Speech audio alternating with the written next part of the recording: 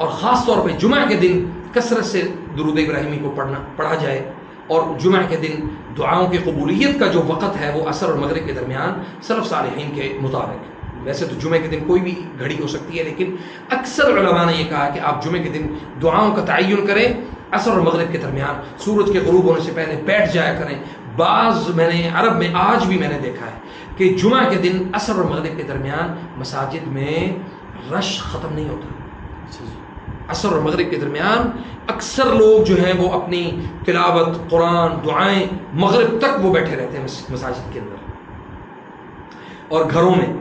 باقاعدہ مصلی پکڑ کے بیٹھ جاتے ہیں اور چھوڑتے نہیں ہیں جب تک مغرب کی اذان کی آواز نہ سن۔ تو ہمارے ہاں یہ تصور ہی نہیں ہے، تو اس سے پھر ہماری دعائیں کیسے قبول ہوں؟ ہمارے کیونکہ ہمارا جو تعلق باللہ ہے وہ بہت کمزور ہے، بہت